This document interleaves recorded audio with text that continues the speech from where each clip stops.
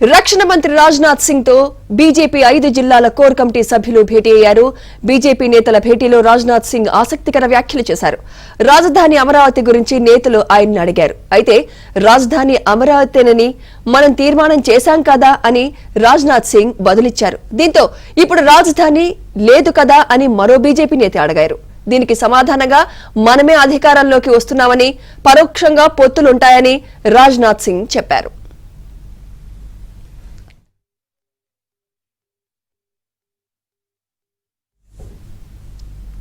BJP core committee సమావేశానికి సంబంధించి మరింత సమాచారం మా ఏపీ బ్యూరో చీఫ్ రామారావు అందిస్తారు. Ramarao. Sumitra, BJP core committee సమావేశం కొద్దిసేపటి క్రితం ముగిసింది. కేంద్ర రక్షణ మంత్రి రాజ్నాథ్ సింగ్ ఆధ్వర్యంలో ఈ కోర్ కమిటీ సమావేశం జరిగింది. బీజేపీ రాష్ట్ర అధ్యక్షురాలు దగ్గుబాటి పురంధేశ్వరితో పాటు మరికొంతమంది నేతలు ఈ కోర్ కమిటీ సమావేశంలో పాల్గొన్నారు. ముఖ్యంగా ఉమ్మడి గుంటూరు జిల్లాలోని గుంటూరు, మచిలీపట్నం, బాపట్లతో పాటు ఉమ్మడి కృష్ణా జిల్లాలోని విజయవాడ, మచిలీపట్నం లోక్సభ నియోజకవర్గాల పరిధిలో ఉన్న కీలక నేతలతోనే ఈ కోర్ కమిటీ భేటీ జరిగింది. ఈ భేటీలో ప్రధానంగా పలువురు నేతల్ని ముందు మాట్లాడేందుకు అవకాశం కల్పించారు. ఇందులో భాగంగా ఒక నేత లేచి రాజధాని సెంటిమెంట్, అమరావతి సెంటిమెంట్ రాష్ట్రంలో ఎక్కువగా ఉందని, ముఖ్యంగా కోస్తా జిల్లాల్లో అంతర్గతంగా గూడుగట్టుకుని ఉందని, అయితే రాష్ట్రంలో రాజధాని అమరావతి అని చెప్పి బీజేపీ ఏకగ్రీవంగా తీర్మానం చేసినా కూడా ముఖ్యమంత్రి 3 రాజధానులు అని చెప్పి అసలు రాజధానే లేకుండా చేశారు అని చెప్పి కేంద్ర రక్షణ మంత్రి రాజ్నాథ్ సింగ్ దృష్టికి తీసుకొచ్చారు.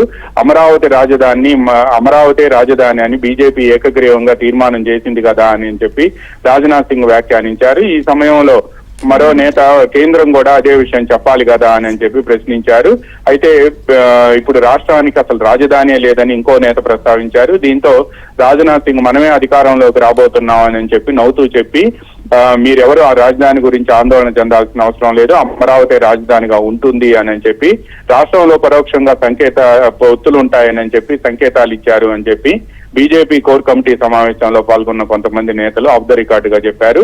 అదేవిధంగా రాష్ట్రంలో కేంద్ర ప్రభుత్వం ఇస్తున్న రేషన్ బియ్యాన్ని రాష్ట్ర ప్రభుత్వం పంపిణీ చేస్తూ వాహనాలను సమకూర్చి ఆ వాహనాలకి జగన్ స్టిక్కర్లు వేసి తమ పథకాలుగా తమ బియ్యంగా చెప్పుకుంటుంది అని కూడా మరికొంతమంది నేతలు ఆరోపించారు. అదేవిధంగా మిగతా కేంద్ర ప్రభుత్వ పథకాలకు కూడా రాష్ట్రం ఇవ్వాల్సిన మ్యాచింగ్ గ్రాంట్ని ఆర్థిక సమస్యలతో నిధులు ఇవ్వకపోవడంతో ఆ కేంద్ర ప్రభుత్వ పథకాలన్నీ కూడా రాష్ట్రంలో నిలిచిపోయాయి అని చెప్పారు.